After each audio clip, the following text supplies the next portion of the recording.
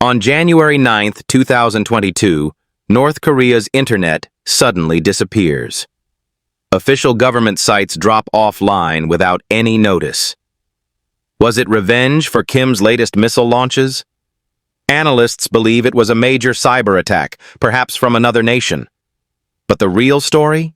A lone hacker sitting in his pajamas, driven by a personal grudge.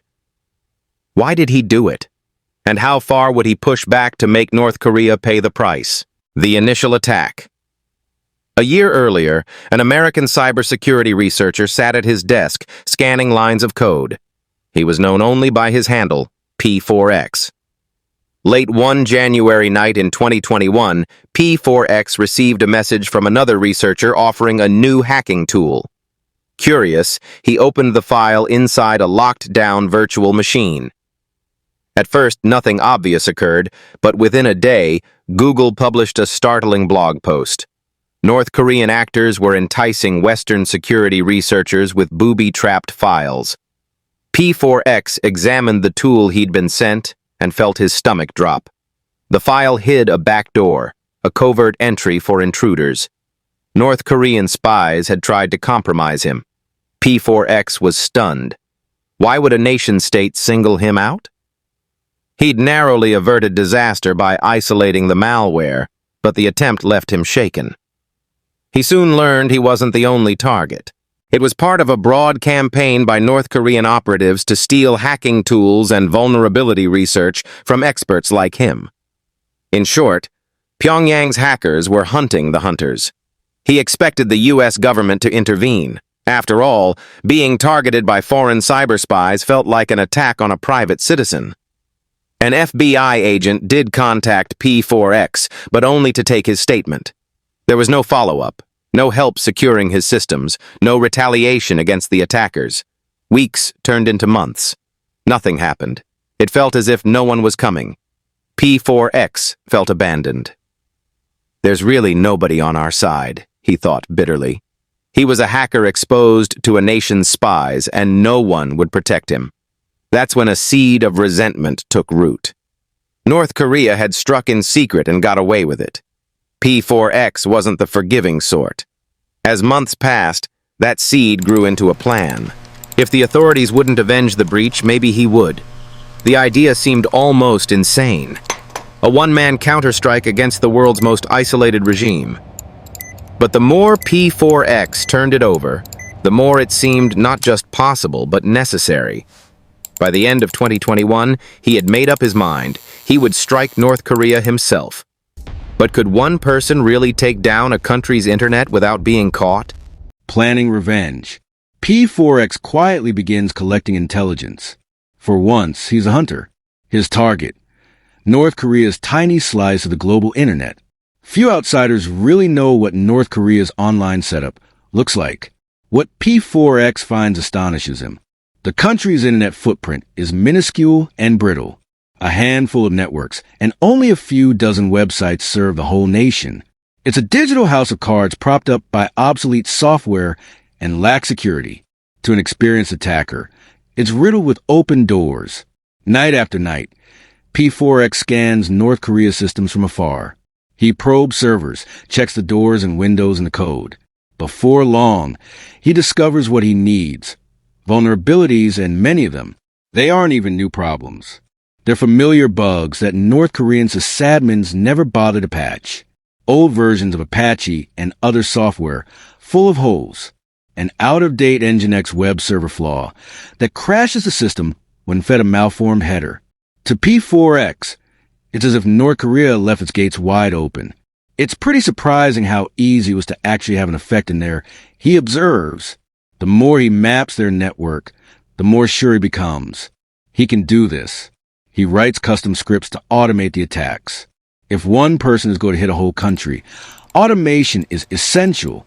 His code will scan North Korean servers, find which are online, then strike them with exploits to overload or crash them. It's a denial of service operation with precision, a kind of digital guerrilla warfare.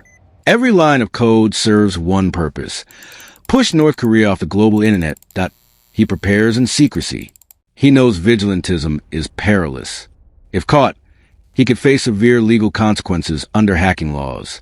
And if North Korea traces the intrusions back to him, he could be targeted for retaliation. So P4X takes safeguards. He adopts a pseudonym to hide behind. He chooses P4X, pronounced PX, a cheeky nod to enforcing peace by punishment. Under that name, he can strike from the shadows. No real name, no face, just an anonymous hacker delivering payback. By early 2022, the plan is set that P4X sits at his computer, likely wearing the same uniform of t-shirt, pajama pants, and slippers. This ordinary-looking person has an extraordinary mission: the country's internet. He double-checks his tools. The code is on his laptop and on rented cloud servers. Targets are queued. His heart races with adrenaline and defiance. After a deep breath, he launches the attack.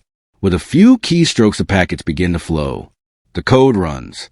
The targets are locked in, but will it work or explode in his face in a quiet Miami home, crashing North Korea's internet?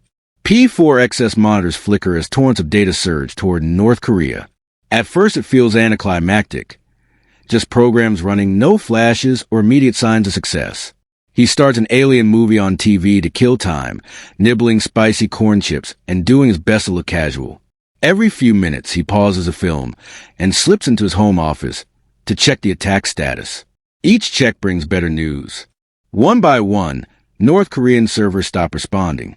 He pings the country's sparse sites. Air Koral's booking portal, unreachable. Nara, the regime's official gateway, offline. The state news site, gone. He refreshes again. Nothing.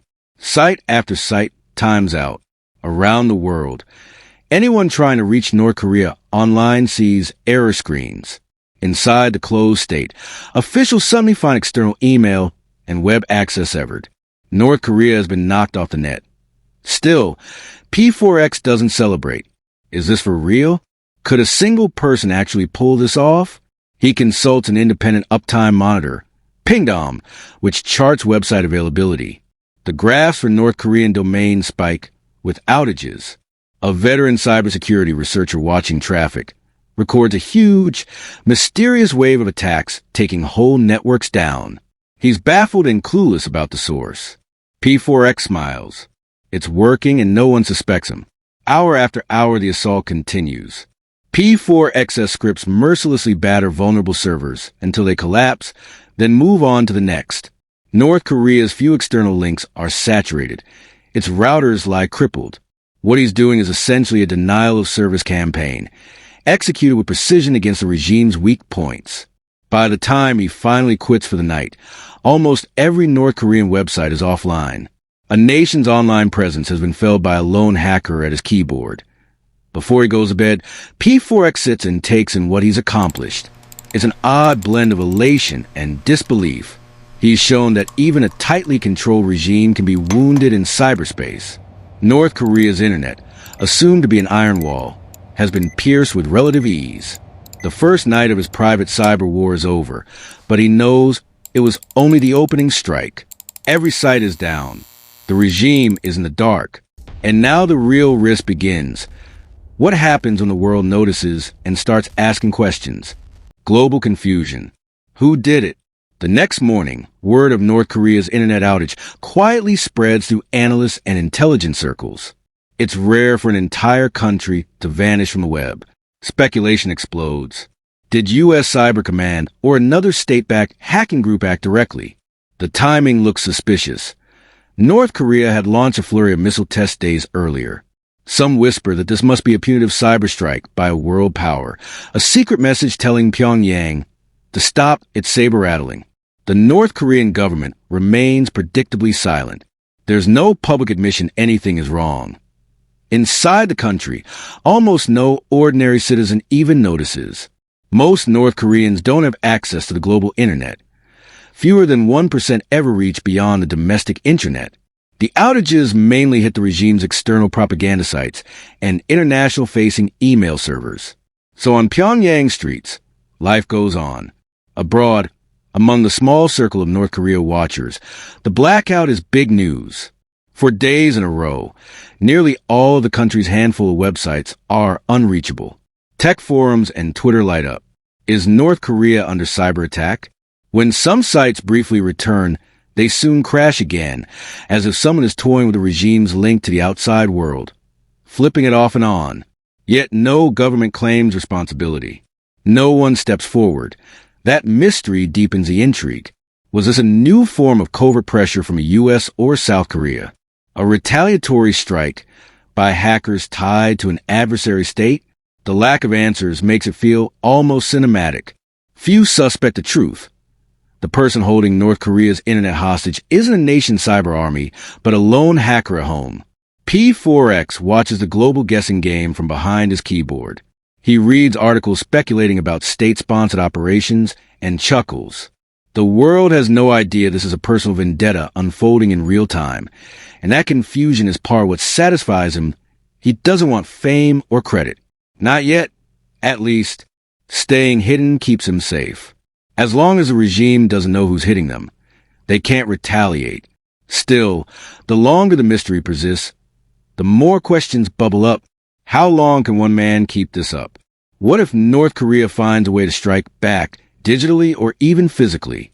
The world may be in the dark, but P4X knows he stirred a pot that could boil over. For now, he's winning. But humiliating a nuclear-armed regime carries a cost. By taking down North Korea's internet, P4X has made his point. Kim Jong-un's government is publicly embarrassed, shown so weak online that a solo hacker can unplug it at will. For P4X, it's vindication. He set out to punish the regime while sparing ordinary people, and he succeeded. I definitely wanted to affect the government as much as possible and the people as little as possible, he thinks, satisfied. Possible, he says, his conscience clear. In his view, knocking out a few propaganda websites is like tearing down a dictator's billboards, a symbolic win. Buoyed by success, P4X decides temporary outages aren't enough.